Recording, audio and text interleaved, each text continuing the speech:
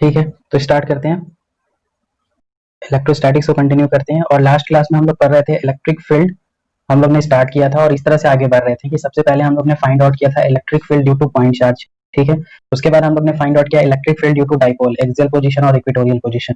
उसका वीडियो आज मैंने डाल दिया है, ओके, वो देख लेना। और आज हम लोग पढ़ेंगे electric field due to continuous body. Okay, आज जो हम लोग स्टडी कर रहे हैं वो मेनली जो है वो हॉट्स टॉपिक है, मींस आपके सीबीएसई पॉइंट ऑफ व्यू से नहीं है, ओके, मगर इसका कॉन्सेप्ट जो है वो इम्पोर्टेंट है। ठीक है, ये है आपका electric field due to continuous body, मतलब अभी तक आपका जो भी बॉडी था वो पॉइंट चार्ज था। ओके, अब ये जो है electric field due to continuous bodies. Continuous bodies कहने का मतलब लाइन ऑफ चार्ज, जैसे मैं कहूँ कि ये मार्कर क्या है, कंटिन्यूअस बॉडी है। अगर मैं इसको पूरा चार्ज कर दूं और इसकी वजह से पूछूं इलेक्ट्रिक फील्ड क्या होगा, तो वो इस कैटेगरी में आएगा, electric field due to continuous body. ठीक है, अब इसको स्टडी करने से पहले आपको एक टर्म क्लियर होना चाहिए, वो है charge density. Charge density, charge density क्या होता है वो देखो। अगर मैं ये कहूँ कि इस मार्कर पर, ओके, इस स्केच पर अगर मैं चार्ज देता हूँ तो चार्ज जो है इसके पूरे लेंथ पर डिस्ट्रीब्यूट हो जाएगा। ठीक है, इसके पूरे लेंथ पर डिस्ट्रीब्यूट हो जाएगा। अगर मैं चार्ज को इस पेज पर देता हूँ, ठीक है, इस पेज पर, तो आपका जो चार्ज है इस पूरे एरिया पर डिस्ट्रीब्यूट हो जाएगा। ठीक है, इस तरह से। अगर मैं इस पर, इस सॉलिड बॉडी पर, ओके, इस सॉलिड बॉडी पर चार्ज देता हूँ तो चार्ज जो है इसके पूरे वॉल्यूम में डिस्ट्रीब्यूट हो जाएगा। तो चार्ज का डिस्ट्रीब्यूशन कैसे हो रहा है, ओके, उसी को हम लोग स्टडी करते हैं चार्ज डेंसिटी में। ओके, तीन पार्ट में आप डिवाइड कर सकते हो इसको। एक हो जाएगा लीनियर चार्ज डेंसिटी, ओके, दूसरा होगा सरफेस चार्ज डेंसिटी या areal charge density, okay, surface charge density, और थर्ड जो है वो है वॉल्यूमेट्रिक चार्ज डेंसिटी या volume charge density. Okay, linear charge density कहने का मतलब ये हो गया कि आपने एक ऐसे बॉडी पर चार्ज दिया जिसके पास सिर्फ और सिर्फ लेंथ है। ओके, जैसे कि एग्जांपल में आप लिख सकते हो thin rod. Okay, thin rod, जब आप थिन रॉड को चार्ज दोगे तो सिंपल सी बात है कि वो सारा चार्ज जो है उसके सिर्फ लेंथ पर डिस्ट्रीब्यूट होगा। ओके, इस तरह से उसके लेंथ पर डिस्ट्रीब्यूट हो जाएगा। और अगर मैंने कहा कि इसका टोटल लेंथ जो है वो एल है, ओके, और जो टोटल चार्ज आपने इस पर डिस्ट्रीब्यूट किया है वो कैपिटल क्यू है, तो आप ये कहोगे कि एल लेंथ में कितना चार्ज है, क्यू चार्ज है, तो यूनिट लेंथ में कितना चार्ज होगा, क्यू बाई एल। ठीक है, इसी क्यू बाई एल को हम लोग क्या कहते हैं, लीनियर चार्ज डेंसिटी, इसको लैम्डा से रिप्रेजेंट करते हैं। ओके, तो लैम्डा का मतलब क्या हो गया, लीनियर चार्ज डेंसिटी, और लीनियर चार्ज डेंसिटी का मतलब क्या हो गया कि यूनिट लेंथ में कितना चार्ज है। ठीक है, अगर यूनिट लेंथ में लैम्डा चार्ज है तो बताओ इसमें अगर मैं एक छोटा सा एरिया, एक छोटा सा लेंथ ले लूं, बिल्कुल एक छोटा सा लेंथ ले लूं, डी एक्स, एक छोटा सा लेंथ मैंने यहाँ पर लिया है, कंसिडर किया है, इस लेंथ है डी एक्स, तो बताओ डी एक्स में कितना चार्ज आएगा, तो डी एक्स में छोटा सा चार्ज आएगा डी क्यू। अगर यूनिट लेंथ में चार्ज लैम्डा है तो डी एक्स लेंथ में चार्ज कितना होगा, lambda into D x. Simple सा कॉन्सेप्ट है यूनिटरी मेथड का। ओके, उसी तरह से आप सरफेस चार्ज डेंसिटी डिसाइड कर, मींस डिफाइन कर सकते हो कि आपके पास एक एरिया है, ओके, एरिया ए, आपने इसको चार्ज दिया, चार्ज पूरे सरफेस पर डिस्ट्रीब्यूट हो गया इस तरह से। ओके, टोटल कितना चार्ज दिया, क्यू। अगर मैंने पूछा कि इसमें एक छोटा सा एरिया है डी ए, बहुत छोटा सा एरिया डी ए, तो बताओ इस डी ए पर कितना चार्ज है, तो आप पहले ये कहोगे कि एरिया ए पर कितना चार्ज है, क्यू चार्ज है, तो यूनिट एरिया पे कितना चार्ज हो गया, क्यू बाई ए। इसी क्यू बाई ए को हम लोग कहते हैं सरफेस चार्ज डेंसिटी, सिग्मा से रिप्रेजेंट करते हैं, total charge upon total area, sigma. Okay, sigma का मतलब क्या हुआ कि यूनिट एरिया में कितना चार्ज है, सिग्मा, तो डी ए एरिया में कितना चार्ज होगा, तो एक छोटा सा चार्ज होगा d q, sigma into D A. ठीक है, सिमिलरली हम लोग डिफाइन करने वाले हैं वॉल्यूमेट्रिक चार्ज डेंसिटी। तो सपोज ये आपका एक क्यूब है, ओके, और इसका वॉल्यूम वी है, आपने इस पर चार्ज दे दिया, तो चार्ज जो है वो पूरे वॉल्यूम में डिस्ट्रीब्यूट हो गया। ओके, पूरे वॉल्यूम में डिस्ट्रीब्यूट हो गया, कितना चार्ज है, क्यू, तो आप फिर से वही कॉन्सेप्ट, क्यू, वी वॉल्यूम में कितना चार्ज है, क्यू, तो यूनिट वॉल्यूम में कितना चार्ज होगा, तो क्यू बाई वी। इसी क्यू बाई वी को क्या कहते हैं, रो से रिप्रेजेंट करते हैं। रो का मतलब क्या हो गया, volume charge density, volume charge density. Okay, volume charge density that is rho का मीनिंग ऐसे समझना है आपको कि यूनिट वॉल्यूम में कितना चार्ज है, रो, तो एक छोटा सा वॉल्यूम इसमें अगर मैं ले लूं डीवी, तो उस छोटे से वॉल्यूम में छोटा सा चार्ज होगा d q, sigma into d. बस याद रखना है, ये सब पेपर में आता नहीं है। ठीक है, हाँ, तो अगर मैं आपसे एक एग्जांपल पूछूं, एग्जांपल कि मेरे पास एक रिंग है, क्या है, रिंग, थिन रिंग। ओके, तो बताओ थिन रिंग के लिए आप क्या डिफाइन करोगे, लैम्डा डिफाइन होगा या सिग्मा या रो, लैम्डा डिफाइन होगा, क्यों, क्योंकि थिन रिंग में होता क्या है, थिन रिंग के पास तो सिर्फ लेंथ है ना, तो अगर आप इसको चार्ज दोगे तो चार्ज इसके लेंथ पर डिस्ट्रीब्यूट होगा। ओके, थिन रिंग बना होगा कैसे, एक थिन रॉड को आपने बेंड कर दिया होगा सर्कल के फॉर्म में, तो थिन रिंग के लिए क्या डिफाइन हो गया, लेमडा डिफाइन होगा, ठीक है। अच्छा, उसी तरह से अगर मैं कहूँ कि मेरे पास एक हॉलो स्फीयर है, हॉलो स्फीयर फुटबॉल या बॉल की तरह, ओके, हॉलो स्फीयर, इसके लिए क्या डिफाइन होगा, लेमडा, सिग्मा या रो डिफाइन होगा, ठीक है। ये हॉलो स्फीयर है, अंदर से खाली है, ठीक ना। तो जो भी आप चार्ज दोगे तो वो चार्ज, हाँ, तो चार्ज कहाँ पर डिस्ट्रीब्यूट हो जाएगा, उसके पूरे सरफेस पर, और जब सरफेस पर आता है तो क्या डिफाइन होता है, सिग्मा डिफाइन होता है। तो सबका आप एक एक एग्जांपल याद रख सकते हो, ठीक है। सो अब अगर मैं कहूँ कि मेरे पास एक सॉलिड स्फीयर है, अंदर से भरा हुआ है सॉलिड स्फीयर, ओके, अब सॉलिड स्फीयर के लिए क्या डिफाइन होगा, लेमडा या सिग्मा, ओके, इसके लिए तो रो डिफाइन होगा, ठीक है, ना ही लेमडा ना ही सिग्मा, पूरा वॉल्यूम है ना इसमें, ओके, पूरे वॉल्यूम में डिस्ट्रीब्यूट हो जाएगा, तो सॉलिड स्फीयर के लिए रो डिफाइन होगा। तो इस तरह से आपने लीनियर चार्ज डेंसिटी कंप्लीट किया। एक बार क्वेश्चन आया था सीबीएसई में, कूलम पर मीटर स्क्वायर, कूलम पर metre square is the unit for which physical quantity, okay, तो कूलम पर मीटर स्क्वायर जो है किसका किसका यूनिट बनेगा, सरफेस चार्ज डेंसिटी का, देख रहे हो, कूलम पर मीटर हो जाएगा लीनियर चार्ज डेंसिटी, कूलम पर मीटर क्यूब हो जाएगा वॉल्यूम चार्ज डेंसिटी, ठीक है। अब हम लोग ये क्यों स्टडी कर रहे हैं, ताकि हम लोग इलेक्ट्रिक फील्ड फाइंड आउट कर सके कंटिन्यूअस बॉडी के लिए। तो कंटिन्यूअस बॉडी फर्स्ट बता देता हूँ आपको, इसका डेरिवेशन और ये टॉपिक सीबीएसई में नहीं है, ठीक, हम लोग फाइंड आउट करेंगे electric field due to line of charge, इसका डेरिवेशन इंपॉर्टेंट है क्योंकि इसके बाद हम लोग पढ़ेंगे electric field due to ring, तो उसमें यही कॉन्सेप्ट फिर से रिपीट होगा, इसलिए इसको अच्छे से समझना जरूरी है, ओके। रॉड है जिसका लेंथ एल है, चार्ज क्यू है, ओके, और इस रॉड से पॉइंट पी पर आपको इलेक्ट्रिक फील्ड फाइंड आउट करना है, ठीक। तो आपने यहाँ पर एक एलिमेंट लिया, छोटा सा एलिमेंट है dx, जो एलिमेंट पॉइंट पी से कितने डिस्टेंस पर है, x डिस्टेंस पर है, ठीक है। इस छोटे से एलिमेंट पर चार्ज कितना होगा, तो यूनिट लेंथ पर कितना चार्ज है, लेमडा, तो इस छोटे से लेंथ पर छोटा सा चार्ज होगा d Q, lambda into D x, equation first. इस छोटे से चार्ज की वजह से यहाँ पर इलेक्ट्रिक फील्ड का वैल्यू डी होगा, फॉर्मूला है k q by are square, के चार्ज बाई डिस्टेंस का square that is x square, D Q का वैल्यू इक्वेशन 1 से पुट कर दो, के lambda D x by x square. Total electric field के लिए क्या करेंगे, इंटीग्रेट कर देंगे इसको, के lambda D x by x square, okay, के कांस्टेंट है, लेमडा कांस्टेंट है, integration D x upon x square. Limit सोच करके बताओ क्या होगा, अगर यहाँ से यहाँ तक का लेंथ गिवन है ए है, देखो ये एलिमेंट आप कहाँ ले सकते थे, इस रॉड पर एक यहाँ ले सकते थे मिनिमम, ठीक है, मिनिमम आप कहाँ ले सकते थे, यहाँ पे ले सकते थे, और मैक्सिमम कहाँ ले सकते थे, यहाँ पे ले सकते थे। तो जब आप यहाँ पे लोगे तो डिस्टेंस x क्या हो जाएगा, a के इक्वल हो जाएगा, और जब ये एलिमेंट आप यहाँ लोगे तो x का वैल्यू क्या हो जाएगा, a प्लस एल हो जाएगा, ओके। तो लोअर लिमिट क्या हो गया, a, ओके, और अपर लिमिट हो गया a प्लस एल, समझ में आया, समझ में। 1/x² का इंटीग्रेशन, ठीक है, तो कितना हो जाएगा, -1/x होगा ना,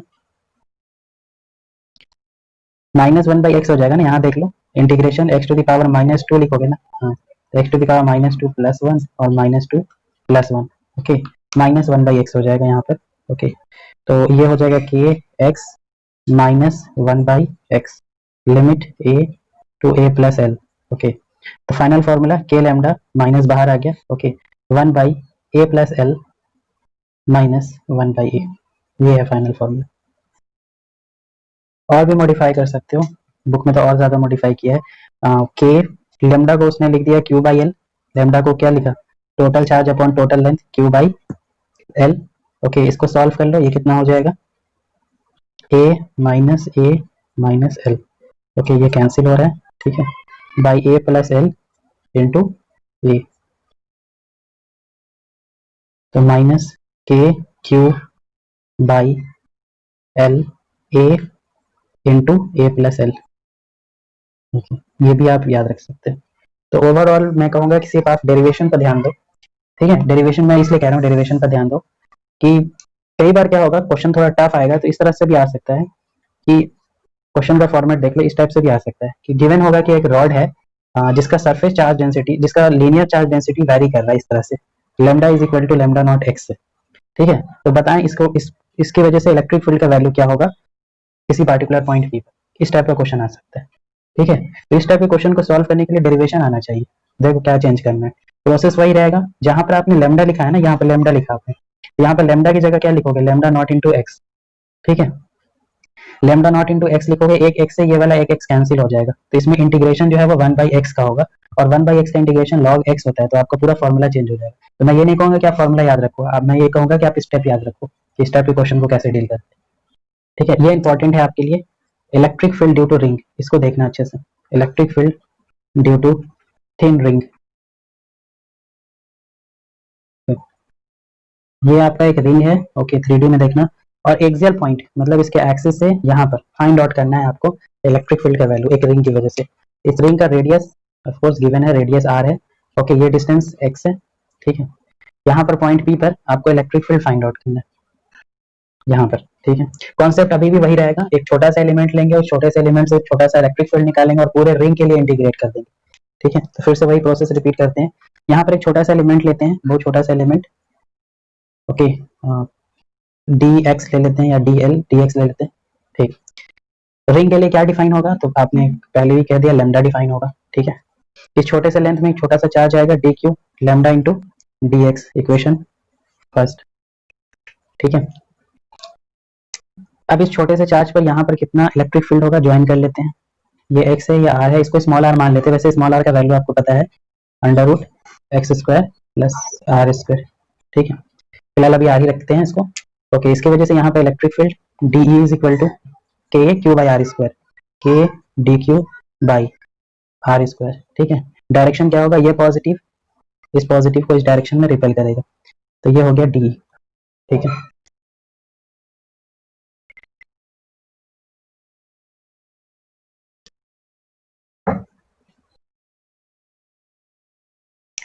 ओके तो इसको मान लो आप इक्वेशन 2।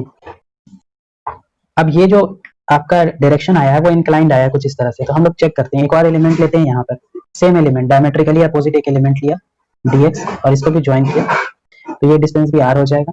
अब इसकी वजह से यहाँ पर इलेक्ट्रिक फील्ड का डायरेक्शन DE, ओके, और सेम ही होगा वैल्यू k dq/r² होगा इसके लिए भी, ठीक है। तो आप एक चीज नोटिस करो कि जो डायमेट्रिकली अपोजिट पॉइंट है उनकी वजह से इलेक्ट्रिक फील्ड कुछ इस तरह से बन रहा है। तो अगर मैं इन इलेक्ट्रिक फील्ड को रिजॉल्व कर दूं हॉरिजॉन्टल और वर्टिकल कंपोनेंट में, तो इसको मैंने रिजॉल्व किया हॉरिजॉन्टल वर्टिकल, इसको भी रिजॉल्व करता हूँ, ये हॉरिजॉन्टल कंपोनेंट और ये वर्टिकल कंपोनेंट, ओके।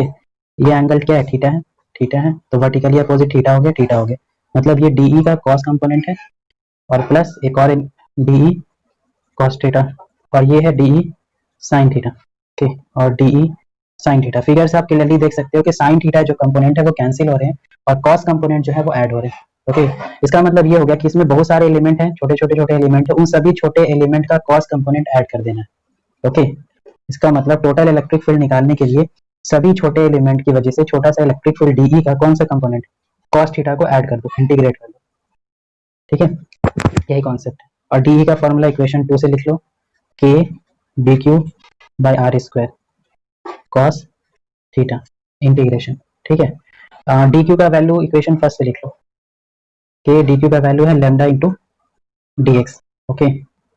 और कॉस थीटा का वैल्यू फिगर से लिख लो, कॉस थीटा का वैल्यू फिगर से बताओ क्या है, ये है ना, हाँ बिल्कुल, ये रहा x अपॉन दिस, ओके। तो कॉस थीटा का यहाँ पे वैल्यू लिख दे रहा हूँ x अपॉन ये डिस्टेंस है √x² प्लस r², ओके। ये DQ का वैल्यू ये हो गया, ठीक है। यहाँ पर r² है, ठीक है, r² करोगे तो कितना हो जाएगा x² plus r², okay. Integration जो कांस्टेंट है उसको बाहर कर दो, कांस्टेंट क्या है, k कांस्टेंट है, लैम्डा कांस्टेंट है, और यहाँ पर देखो टर्म सेम है, पावर ऐड कर दो, x² प्लस r² तो power 3/2 integration x dx। x constant है ना, ये इंटीग्रेशन के अंदर कैसे होगा, ये फिक्स है ना डिस्टेंस, ये फिक्स डिस्टेंस है ना x, ओके। ये इंटीग्रेशन से अंदर कैसे जाएगा, ठीक। इसको बाहर निकालो, okay. k lambda, okay, k lambda x, okay. और यहाँ देखो dx x² प्लस r² का पावर 3/2, ओके। और ये लैम्डा यहाँ पर है और यहाँ पर dx है, okay. Lambda into dx, lambda into dx क्या है, dq है, ओके। यही यहाँ पर करना था, लैम्डा इंटू dx को dq लिख देंगे, ये हटा दो, ओके। और टोटल चार्ज इस पर कितना है, टोटल इंटीग्रेशन करोगे तो टोटल चार्ज कितना है, q है अकॉर्डिंग टू क्वेश्चन। तो इसका हाँ, तो इसका पूरा इंटीग्रेशन सॉल्व करके क्या लिख दोगे, q लिख दोगे इसकी जगह। तो फाइनल फॉर्मूला क्या आ रहा है वो देखो, electric field due to ring का फॉर्मूला आ रहा है, ये याद रखना आपको, ये आपको याद रखना है, k q x by under root x square r square पर पावर 3/2। ओके, ये स्टैंडर्ड रिजल्ट है, याद रखना है। इजी भी है, k q x x square plus r square पर पावर 3/2 आ रहा है, ठीक है। इसमें जो क्वेश्चन पूछा गया था सीबीएसई में, वो क्वेश्चन ये था, ओके, कि अगर एक रिंग है उसके सेंटर पर पूछा जाए electric field, okay, due to ring at centre, एक सेंटर पर, इसके सेंटर पर इलेक्ट्रिक फील्ड कितना होगा, ठीक है। तो सेंटर पर निकालना है, तो ये आपका जनरल फॉर्मूला है। तो जब ये पॉइंट जो है सेंटर पर जाएगा, ये पॉइंट जो है सेंटर पर जाएगा, तो एक्स क्या हो जाएगा, जीरो। एक्स का वैल्यू जीरो रखो, पूरा टर्म क्या हो गया, जीरो। तो ये याद रखें, तो ये याद कर लो, सेंटर पर इलेक्ट्रिक फील्ड जो है वो जीरो होता है in case of ring, ring के केस में। ये क्वेश्चन था, कंपटीशन पॉइंट ऑफ व्यू से पूरा डेरिवेशन ही याद रख लो, ठीक है। फॉर्मेट मैंने बता दिया कैसे करते हैं। तो अगर और इसमें अगर आपको और जानना है तो electric field due to disc होता है, ओके, वो भी आप देख सकते हो, बुक में होगा, ठीक। अब हम लोग करते हैं एक न्यू टॉपिक। एक्चुअली हम लोग को टॉपिक आगे जो है वो ये है कि electric field due to sheet of charge क्या होगा, okay. Electric field due to solid sphere क्या होगा, electric field due to shell क्या होगा, हॉलो सेल क्या होगा, तो हॉलो स्फीयर की वजह से इलेक्ट्रिक फील्ड क्या होगा। तो इन सबको पढ़ने से पहले आपको एक टर्म क्लियर होना चाहिए, इलेक्ट्रिक फील्ड लाइंस क्या होता है, इलेक्ट्रिक फ्लक्स क्या होता है, और गॉस थ्योरम क्या होता है। ये तीन पढ़ने के बाद हम लोग फिर से कंटिन्यू करेंगे इलेक्ट्रिक फील्ड को, ठीक है। तो अब हम लोग पढ़ते हैं एक टॉपिक, इलेक्ट्रिक फील्ड लाइंस, या electric line of force, okay. तो नेक्स्ट हम लोग का टॉपिक है वो है इलेक्ट्रिक फील्ड लाइंस, और ये है इलेक्ट्रिक लाइन ऑफ फोर्स, ठीक है। ये होता क्या है वो समझो, ये इंपॉर्टेंट टॉपिक है आपके लिए। जिसमें मैं इंपॉर्टेंट लिख रहा हूँ तो इसका मतलब वो सीबीएसई पॉइंट ऑफ व्यू से बहुत इंपॉर्टेंट है। तो इलेक्ट्रिक फील्ड लाइंस क्या होता है, तो देखो, इलेक्ट्रिक फील्ड लाइंस जो है वो इमेजिनरी कंस्ट्रक्शन है, एक इमेजिनरी लाइंस होता है जिससे हम लोगों को पता चलता है nature of electric field, okay. Nature of electric field अगर आपको जानना है तो उस चार्ज कॉन्फ़िगरेशन का आपको इलेक्ट्रिक फील्ड लाइंस पता होना चाहिए। तो इलेक्ट्रिक फील्ड लाइन से हम लोग को नेचर ऑफ इलेक्ट्रिक फील्ड पता चलता है डिफरेंट चार्ज कॉन्फ़िगरेशन का, जैसे पॉइंट चार्ज का, लाइन ऑफ चार्ज का, सॉलिड सिलेंडर का, डायपोल्स की वजह से, ओके। तो nature of electric field find out करने के लिए या उसका नेचर जानने के लिए इलेक्ट्रिक फील्ड का हम लोग किसका हेल्प लेते हैं, इलेक्ट्रिक फील्ड लाइन। तो electric field line is the imaginary geometrical construction which shows us about the nature of electric field। सब कुछ मेरे नोट्स में बहुत अच्छे से लिखा हुआ है डेफिनेशन, ओके। उसका लिंक रहता है डिस्क्रिप्शन में, वहां से डाउनलोड कर सकते हो, ठीक। तो यहाँ पर आपको क्या पता होना चाहिए कि इलेक्ट्रिक फील्ड लाइंस जो है वो डिफरेंट चार्ज कॉन्फ़िगरेशन का ड्रॉ कैसे करते हैं। तो ये ड्रॉ करने आता है, तो सबसे पहले हम लोग ड्रॉ करेंगे electric field lines due to point charge, due to point charge, ठीक। समझने के लिए आप ऐसे समझो कि जैसे जब मैंने आपको पढ़ाया था चार्ज के बारे में, तो मैंने कहा था कि हर चार्ज जो है अपने चारों तरफ एक रीजन क्रिएट करता है और उस रीजन को कहते हैं इलेक्ट्रिक फील्ड, ठीक है। तो यहाँ पर मैंने एक रीजन क्रिएट कर दिया, इलेक्ट्रिक फील्ड का रीजन। अब इस इलेक्ट्रिक फील्ड में मैंने एक छोटा सा चार्ज रख दिया, क्यू चार्ज, टेस्ट चार्ज जिसको कहते हैं। अब ये पॉजिटिव इस पॉजिटिव पर फोर्स लगा रहा है, तो ये चार्ज जो है ना मोशन में आ गया, ये इस तरह से बाहर को जाने लगा। तो जैसे जैसे ये मूव कर रहा था ना ये चार्ज, उसी पाथ पर मैंने लाइंस ड्रॉ कर दिया, ओके। उसी पाथ पर मैंने क्या कर दिया, लाइंस ड्रॉ कर दिया। उसी लाइंस को हम लोग क्या कह रहे हैं, इलेक्ट्रिक फील्ड लाइंस। और इसका दूसरा नाम से बिल्कुल क्लियर हो जाएगा, electric line of force, force के डायरेक्शन में लगने वाला लाइंस, ओके। जिस डायरेक्शन में फोर्स लग रहा है उसी डायरेक्शन में अगर कोई लाइंस आप ड्रॉ कर देते हो तो वो आपको क्या बन जाता है, इलेक्ट्रिक फील्ड लाइंस बन जाता है। तो जो फोर्स का डायरेक्शन है वही डायरेक्शन किसका होगा, इलेक्ट्रिक फील्ड लाइंस का डायरेक्शन होगा। तो इतना डिटेल में जाना नहीं है, बस आपको ड्रॉ करने आना चाहिए। अब पॉजिटिव चार्ज दो टाइप के होते हैं। तो पहला पॉजिटिव चार्ज है when Q greater than zero, मतलब पॉजिटिव चार्ज। तो इस तरह से ड्रॉ करना है, देख लो, पॉजिटिव चार्ज, लाइंस ड्रॉ करो, ये ड्रॉ करने आता है पेपर में। लाइंस इस तरह से ड्रॉ करो, रेडियली आउटवर्ड ड्रॉ करो, ओके। इस तरह से एरो लगा दो, बस यही है, ओके। डिफाइन करना होगा, तो electric field lines due to positive charge is radially outward, ठीक है। सिंपल सी बात है, अगर Q स्मॉलर देन जीरो होगा, नेगेटिव चार्ज, तो आंसर क्या हो जाएगा, रेडियली इनवर्ड हो जाएगा। यहाँ पर नेगेटिव चार्ज है तो सेम प्रोसेस, बस एरो का डायरेक्शन चेंज कर देना,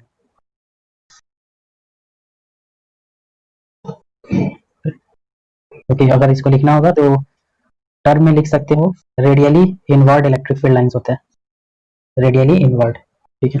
अब जो इसके बाद में ड्रॉ करने वाला हूँ दो तीन, वो इंपॉर्टेंट होने वाला है। Q स्मॉलर देन जीरो मतलब नेगेटिव चार्ज, और Q ग्रेटर देन जीरो मतलब पॉजिटिव चार्ज। नेक्स्ट जो ड्रॉ करने वाला हूँ वो इंपॉर्टेंट है, ओके। नेक्स्ट जो है वो third number, electric field lines due to two similar charge, two similar charge, positive positive या नेगेटिव नेगेटिव। ओके, और इसमें भी केस फर्स्ट में लगा देता हूँ, case first when Q1 is equal to Q2, दोनों का मैग्नीट्यूड सेम है। जैसे यहाँ देखो, ये पॉजिटिव चार्ज और दूसरा पॉजिटिव चार्ज, ओके, दोनों का मैग्नीट्यूड सेम है। ओके, इनकी वजह से जो इलेक्ट्रिक फील्ड लाइंस बनेगा वो कैसे बनेगा, ड्रॉ करने का मेथड देख लो। सबसे पहले इसको डॉटेड लाइन से ज्वाइन कर दो, सेंटर वाला पॉइंट ले लो एक, ठीक है। अब इस तरह से आपको पता है पॉजिटिव पॉजिटिव जो है एक दूसरे को रिपेल करते हैं, तो इनके इलेक्ट्रिक फील्ड लाइंस भी एक दूसरे को रिपेल करेंगे। देखो ऐसे,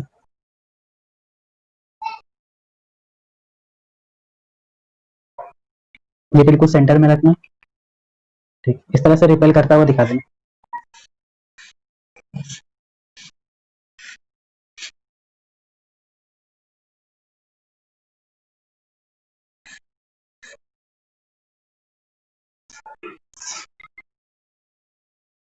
कोशिश करना बिल्कुल एक जैसा सिमेट्रिकल बनाने के लिए। तो ये हो गया electric field lines due to similar charges. Negative negative भी होता तो सेम ड्रॉ होता, ठीक है। हाँ, नेगेटिव में क्या करना, एरो जो बाहर आप निकाल रहे हो वो एरो का अंदर कर देना, ठीक। नेक्स्ट जो इसका केस है वो क्या है, when Q1 greater than Q2, एक चार्ज जो है वो डिसिमिलर हो जाए, एक चार्ज का मैग्नीट्यूड ज्यादा हो जाएगा, तो उस केस में ये फिगर आप ड्रॉ कर सकते हो। ये पॉजिटिव है और ये भी पॉजिटिव है, ठीक। अब ये वाला जो पॉजिटिव है ना, ये ग्रेटर है, ठीक है। ये अगर Q1 है, Q1 is greater than Q2, ठीक, तो उस केस में आप ऐसे ड्रॉ कर सकते हो। अब आपको पता है ये जो न्यूट्रल पॉइंट है, ये न्यूट्रल पॉइंट जो है ना बीच में नहीं रहेगा, ये पॉजिटिव उसको दूर कर देगा, यहाँ पर पहुंच जाएगा ये, ठीक है। Q1 ग्रेटर चार्ज है तो यहाँ पहुंच जाएगा, इससे दूर चला जाएगा, ठीक। तो यहाँ पर भी रिपेल करता हुआ दिखाना आपको इस तरह से, देखो।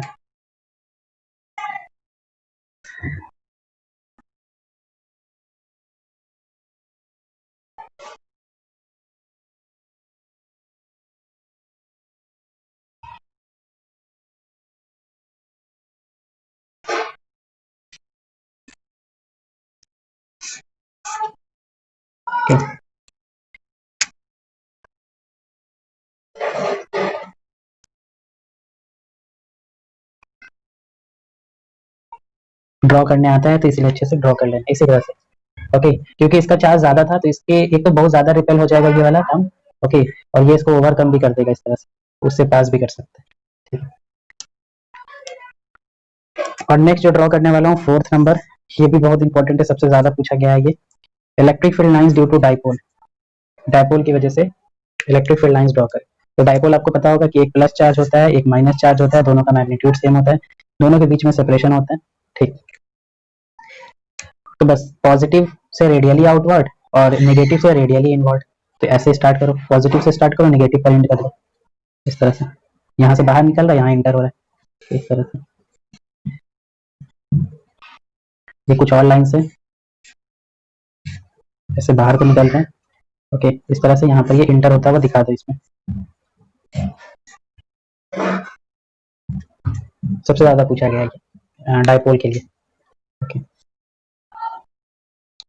नेक्स्ट 5 जो कभी नहीं पूछा गया है वो है uniform electric field. Uniform electric field का लाइंस ड्रॉ करो। यूनिफॉर्म इलेक्ट्रिक फील्ड को ऐसे ड्रॉ करते हैं, पैरेलल लाइन लेना, ओके, बिल्कुल पैरेलल होना चाहिए, और इनके बीच का गैप भी सेम रखना है, पैरेलल प्लस गैप भी सेम होना चाहिए, इसको कहते हैं यूनिफॉर्म। ये डिस्टेंस भी क्या होना चाहिए, सेम होना चाहिए, ये डिस्टेंस डी है तो ये भी टी होना चाहिए। तो यूनिफॉर्म इलेक्ट्रिक फील्ड लाइंस इस तरह से ड्रॉ किया जाता है। तो 3 और 4 बहुत इंपॉर्टेंट है, ओके। नेक्स्ट इसमें जो इंपॉर्टेंट बात है वो है इसका कैरेक्टरिस्टिक। ये फिगर से कुछ कैरेक्टरिस्टिक पता चला। फर्स्ट कैरेक्टरिस्टिक तो यही हो गया ना, यहाँ देखो ना, इलेक्ट्रिक फील्ड लाइंस जो है वो पॉजिटिव चार्ज की वजह से रेडियली आउटवर्ड होता है और इसकी वजह से रेडियली इनवर्ड होता है, या इसको ऐसे समझो कि इलेक्ट्रिक फील्ड लाइंस हमेशा पॉजिटिव से स्टार्ट होंगे और नेगेटिव पर एंड हो जाएंगे। तो फर्स्ट तो यही पॉइंट हो गया। फर्स्ट जो आपका पॉइंट है ये भी आपका इंपॉर्टेंट टॉपिक है, characteristic of electric field lines. First characteristic, आपका जो इलेक्ट्रिक फील्ड लाइंस है वो पॉजिटिव चार्ज से क्या होता है, स्टार्ट होता है, ओके, और नेगेटिव पर टर्मिनेट हो जाता है, ओके।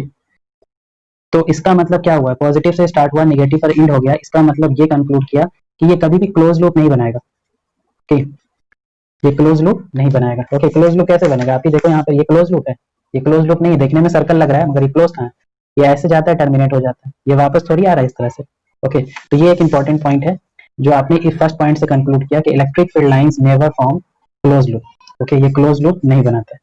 सेकंड सेकंड पॉइंट ये कहता है कि इलेक्ट्रिक फील्ड लाइंस में जहां पर भी आप टेंजेंट ड्रॉ करोगे, tangent at any point on the electric field lines, tangent at any point on the electric field lines give the direction of electric field at that point. Okay, electric field lines में जिस point पर आप tangent draw करोगे वो tangent का जो direction होगा वो इलेक्ट्रिक फील्ड का डायरेक्शन होगा। ठीक है, फिगर से समझो। ये आप देख रहे हो इलेक्ट्रिक फील्ड लाइन, सपोज यहाँ पर मुझको फाइंड आउट करना है इलेक्ट्रिक फील्ड का डायरेक्शन, यहाँ पर टेंजेंट ड्रॉ कर दो, तो जो टेंजेंट का डायरेक्शन होगा वही किसका डायरेक्शन होगा, आपका इलेक्ट्रिक फील्ड का डायरेक्शन होगा उस पॉइंट पर। ठीक, नेक्स्ट थर्ड, इसका मतलब ये हो गया कि दो इलेक्ट्रिक फील्ड लाइंस जो है वो कभी भी इंटरसेक्ट नहीं करेंगे, क्योंकि जब वो इंटरसेक्ट करेंगे तो इस पॉइंट ऑफ इंटरसेक्शन पर तो दो टेंजेंट ड्रॉ हो जाएगा। ओके, और एक ही पॉइंट पर दो इलेक्ट्रिक फील्ड का डायरेक्शन पॉसिबल नहीं है, तो याद रखना electric field lines never intersect. तो फिगर बनाते वक्त थोड़ा ध्यान रखना, कहीं पर भी कुछ कट मत कर देना, ठीक ना, कहीं पर भी कोई कटिंग नहीं होना चाहिए। यहाँ पर हो गया गलती से, ठीक है, नहीं होना चाहिए था। फोर्थ पॉइंट ये कहता है कि जहां पर इलेक्ट्रिक फील्ड लाइंस का डेंसिटी ज्यादा होगा वहां पर इलेक्ट्रिक फील्ड स्ट्रेंथ ज्यादा होगा। ओके, मतलब density of electric field lines, electric field lines directly proportional to electric field strength. तो जहां पर इलेक्ट्रिक फील्ड लाइंस ज्यादा होंगे, डेंसिटी ज्यादा होगा, वहां पर इलेक्ट्रिक फील्ड स्ट्रेंथ ज्यादा होगा। फिगर से समझो, अगर मैंने कहा कि एक एरिया यहाँ पर कंसिडर करो और इतना ही बड़ा एरिया है कि यहाँ पर कंसिडर करो, तो यहाँ पर लाइन ज्यादा है, डेंसिटी ज्यादा है, तो यहाँ पे इलेक्ट्रिक फील्ड स्ट्रेंथ ज्यादा और यहाँ पे इलेक्ट्रिक फील्ड स्ट्रेंथ कम है। ठीक है, या यहाँ समझ लो यहाँ पे इलेक्ट्रिक फील्ड स्ट्रेंथ ज्यादा होगा क्योंकि यहाँ पर लाइन ज्यादा है एज कम्पेयर टू यहाँ पर कम होंगे। ठीक है, तो ये जो फोर्थ पॉइंट है ना, ये बहुत इंपॉर्टेंट पॉइंट है क्योंकि इसी के बेसिस पर हम लोग का नेक्स्ट टॉपिक स्टार्ट होता है, इलेक्ट्रिक फ्लक्स। तो ये जो फोर्थ पॉइंट है, density of electric field lines is directly proportional to electric field, जहां डेंसिटी ज्यादा होगा वहां पर इलेक्ट्रिक फील्ड स्ट्रेंथ ज्यादा होगा। ठीक है, दो लाइंस कभी भी इंटरसेक्ट नहीं करेंगे। ओके, टेंजेंट जो है वो इलेक्ट्रिक फील्ड का डायरेक्शन देता है और ये कभी भी क्लोज लूप नहीं बनाएंगे। रीजन क्या है कि because it start from positive charge and terminate at negative point, तो that's why they never form close loop. ये सब रीजन आता है कि why electric field lines never intersect, okay, why they never form close loop. Okay, तो ये सब CBSE point of view से क्वेश्चन है और नीट में भी आ सकता है, ऐसा नहीं है, थ्योरी बेस्ड क्वेश्चन आता है उसमें भी। नेक्स्ट जो टॉपिक है वो है आपका टॉपिक इलेक्ट्रिक फ्लक्स। ओके, इसको भी पढ़ लेते हैं, इसका कुछ पार्ट पढ़ लेते हैं क्योंकि ये लेंथी टॉपिक है, इसका क्वेश्चन नेक्स्ट क्लास में करेंगे। इलेक्ट्रिक फ्लक्स, आगे पढ़ोगे मैग्नेटिक फ्लक्स, इसीलिए हम लोग इसको फाई ई से रिप्रेजेंट करेंगे, ई फॉर इलेक्ट्रिक फ्लक्स। आगे मैग्नेटिक फ्लक्स पढ़ेंगे तो उसको फाई बी से रिप्रेजेंट करेंगे। ठीक है, इलेक्ट्रिक फ्लक्स होता क्या है वो समझो। अभी आपने ये कहा कि number of electric field lines, okay, density of electric field lines is directly proportional to electric field. मतलब मैं ये कहूँ कि मान लो ये आपका इलेक्ट्रिक फील्ड है, इस डायरेक्शन में यूनिफॉर्म इलेक्ट्रिक फील्ड, और इसके पाथ में आपने क्या कर दिया, एक एरिया को प्लेस कर दिया। इसका जो पाथ है, इसके रास्ते में आपने एक एरिया को रख दिया, 3D में देखना, ये एरिया को आपने रख दिया ऐसे। ओके, इससे होगा क्या कि इलेक्ट्रिक फील्ड लाइन जो है इससे पास करेंगे, इस तरह से, इस तरह से पास कर रहे हैं। इसी पर हम लोग ने ये डिफाइन किया कि कितने इलेक्ट्रिक फील्ड लाइंस पास कर रहे हैं किसी गिवन एरिया से, उसी को कहते हैं इलेक्ट्रिक फ्लक्स। कितने लाइंस पास कर रहे हैं, कितने इलेक्ट्रिक फील्ड लाइंस पास कर रहे हैं from a given area is called electric flux. Simple सा डेफिनेशन है, number of electric field lines passing through a given area is called electric flux. ठीक है, फॉर्मूला आप ऐसे डिराइव कर सकते हो, density of electric field lines, मतलब डेंसिटी कहने का मतलब number of electric field lines passing through a given area directly proportional to electric field. ये लाइन का मीनिंग यही तो हुआ। डेंसिटी कहने का मतलब क्या हुआ, number by area, density, density of electric field lines. Okay, N is equal to क्या हो गया, ए इंटू ई। ओके, और एन क्या है, number of electric field lines passing through a given area. N क्या है, number of electric field lines passing through a given area को हम लोग क्या कहते हैं, इलेक्ट्रिक फ्लक्स। तो इलेक्ट्रिक फ्लक्स का यहाँ से फॉर्मूला क्या बन गया, phi E is equal to E into A, E into A.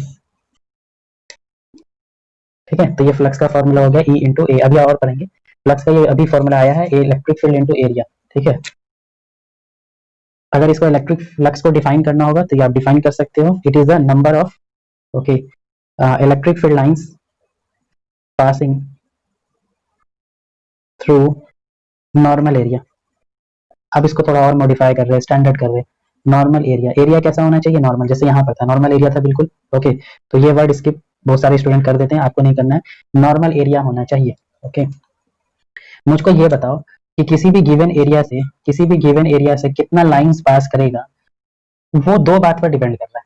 ठीक ना, जैसे बारिश हो रही है, ओके, और आपके पास अम्ब्रेला है, तो दो चीज इंपॉर्टेंट है बारिश से बचने के लिए, एक तो अम्ब्रेला होना जरूरी है, और दूसरा अम्ब्रेला का सही डायरेक्शन में रखना जरूरी है, ठीक है। बारिश अगर सामने से आ रहा है इस तरह से, ओके, एंगल के साथ आ रहा है, तो अम्ब्रेला आपको ऐसे रखना पड़ेगा, तब वो इफेक्टिव होगा, ठीक है।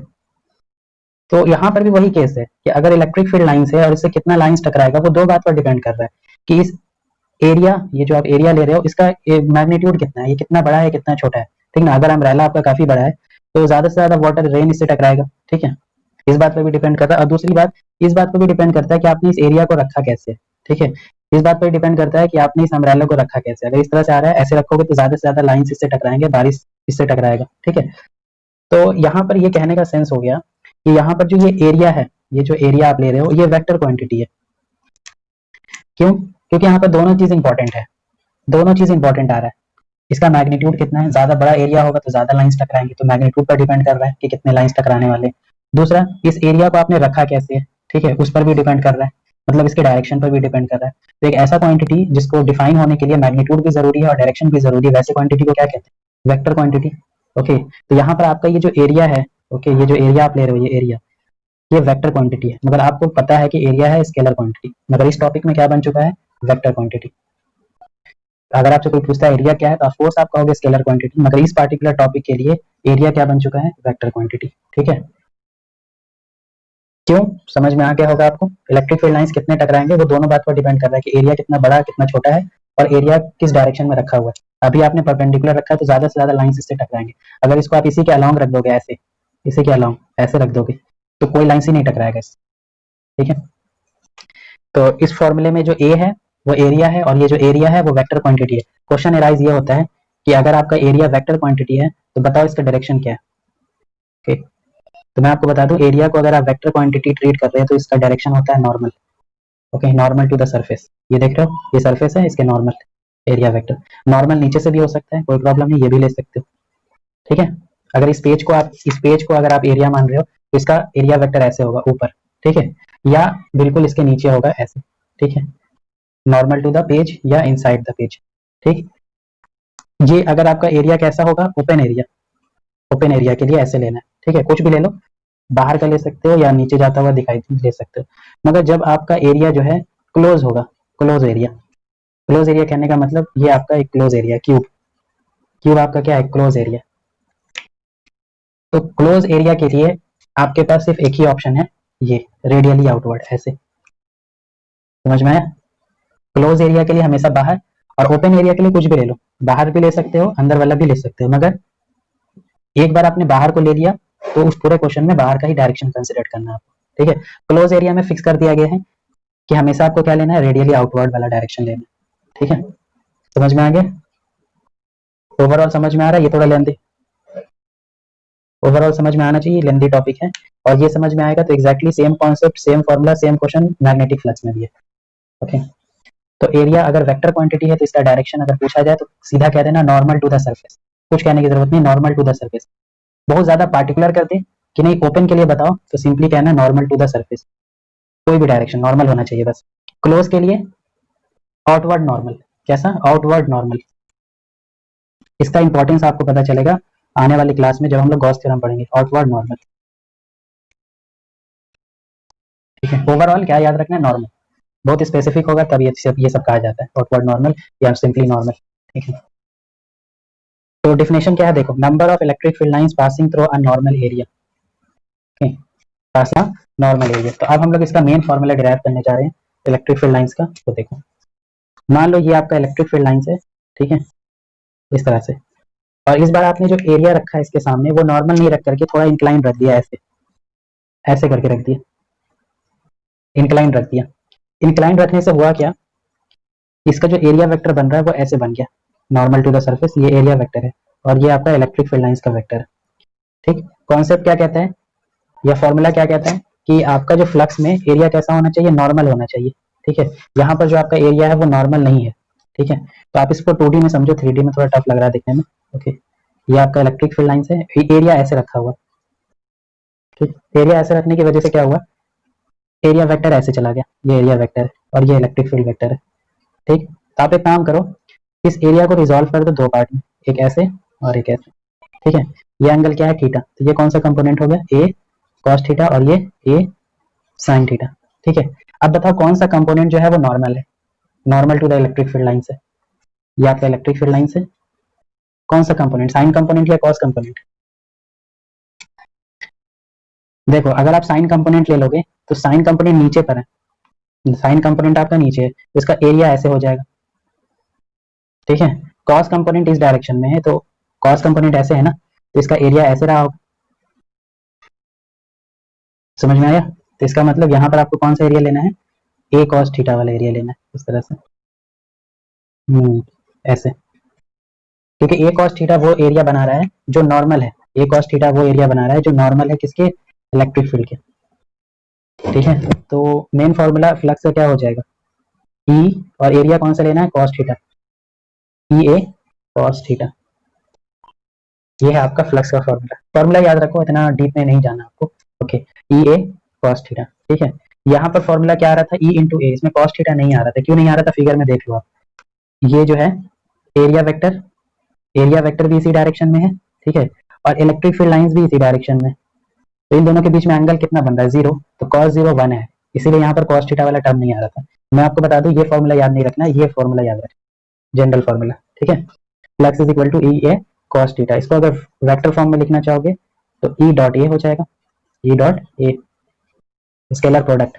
इससे ये चीज प्रूफ हो गया कि आपका ये जो इलेक्ट्रिक फ्लक्स है ये स्केलर क्वांटिटी है, क्योंकि डॉट प्रोडक्ट हमेशा स्केलर देता है, तो ये प्रूफ हो गया। ये भी पूछ सकते हैं कि इलेक्ट्रिक फ्लक्स स्केलर है या वेक्टर, तो ये स्केलर है, ठीक है, ये स्केलर क्वांटिटी है।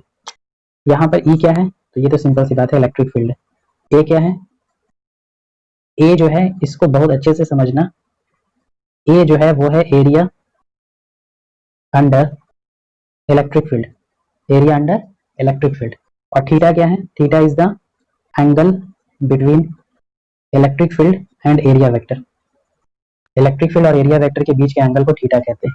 और यहाँ पे ए क्या है, एरिया अंडर इलेक्ट्रिक फील्ड, वो एरिया लेना है जो इलेक्ट्रिक फील्ड के इनसाइड में। इसको मैं क्वेश्चन से क्लियर कराता हूँ सारे टर्म्स को। यहाँ देखो फर्स्ट क्वेश्चन, ये आपका एक एरिया है, ठीक, यहाँ पर इलेक्ट्रिक फील्ड लाइंस इस तरह से आ रही है इंक्लाइंड, और इस सरफेस से ऐसे पास कर लें लाइक दिस, ठीक। तो इलेक्ट्रिक फील्ड का वैल्यू ई दिया हुआ, यहाँ पे मैंने एरिया वेक्टर ड्रॉ किया नॉर्मल टू द सरफेस, ठीक, ई सॉरी ये ए है, एरिया वेक्टर ए, ओके, और ये हॉरिजॉन्टल लाइन, यहाँ पर ये सपोज एंगल 60 डिग्री है, हॉरिजॉन्टल के साथ 60 डिग्री है, तो इसमें अगर आप फ्लक्स का फॉर्मूला लिखोगे ई ए कॉस, बताओ थीटा कितना लिखोगे, 30 डिग्री लिखोगे या 60 डिग्री लिखोगे, यहाँ देख लो, ठीक, 30 डिग्री लिखेंगे, क्योंकि थीटा क्या होता है, angle between area vector and electric field vector, ये इलेक्ट्रिक फील्ड वेक्टर है और ये एरिया वेक्टर है, एंगल कितना बन रहा है यहाँ पर 30 डिग्री, तो यहाँ पर लिखना था 30 डिग्री, ओके। तो ये सॉल्व करके आंसर, तो थीटा क्लियर हो गया, क्या है दूसरा देखो, एरिया क्या होता है, एरिया अंडर इलेक्ट्रिक फील्ड, यहाँ देखो, मान लो ये आपका एक इलेक्ट्रिक फील्ड रीजन है, डॉट डॉट डॉट डॉट का मतलब समझिए इलेक्ट्रिक फील्ड लाइंस बाहर आ रहे हैं, ओके, और यहाँ पर आपने एक रिंग रख दिया, सॉरी समझो कि एक डिस्क रख दिया है जिसका हाफ पोर्शन इनसाइड है और हाफ पोर्शन आउटसाइड है, ठीक, इसका रेडियस आर है, रिंग का रेडियस आर है, ठीक है, इलेक्ट्रिक फील्ड ई है, ठीक। अगर मैं आपसे पूछूं कि बताओ इसमें फ्लक्स कितना होगा, ई, एरिया क्या लोगे आप इसमें, पूरा एरिया लोगे पाई आर स्क्वायर या इसका हाफ लोगे, हाफ लेंगे ना, देखो यहाँ लिखा हुआ साफ साफ एरिया अंडर इलेक्ट्रिक फील्ड, आपको सिर्फ वो एरिया लेना है जो इलेक्ट्रिक फील्ड के इनसाइड है, इनसाइड में कितना एरिया, सिर्फ हाफ, तो यहाँ लिखोगे पाई आर स्क्वायर बाई 2, ठीक है, cos theta, theta is the angle between electric field vector and area vector, ठीक है। इलेक्ट्रिक फील्ड बाहर जा रहा है, इलेक्ट्रिक फील्ड बाहर जा रहा है, इसका एरिया वेक्टर, ये ओपन बॉडी है, ओपन बॉडी के लिए दो ऑप्शन है, चाहे तो आप आउटसाइड ले सकते हो या इनसाइड ले सकते हो, तो अपने कन्वीनियंट के लिए हम लोग यहाँ पे क्या लेने वाले हैं, आउटसाइड, ये भी आउटसाइड है ऐसे और ये भी आउटसाइड ले लेते हैं, तो कितना हो गया कॉस 0 डिग्री, सॉल्व हो गया, ओके। यहाँ देखो एक लास्ट क्वेश्चन, एक सर्कल है, ठीक है, उसके अंदर में एक स्क्वायर है, स्क्वायर का साइड ए है, सर्कल का रेडियस आर है, और इसके अंदर इलेक्ट्रिक फील्ड लाइंस है बाहर के डायरेक्शन में स्क्वायर में। क्वेश्चन ये है फ्लक्स ड्यू टू सर्कल क्या है और फ्लक्स ड्यू टू स्क्वायर क्या है,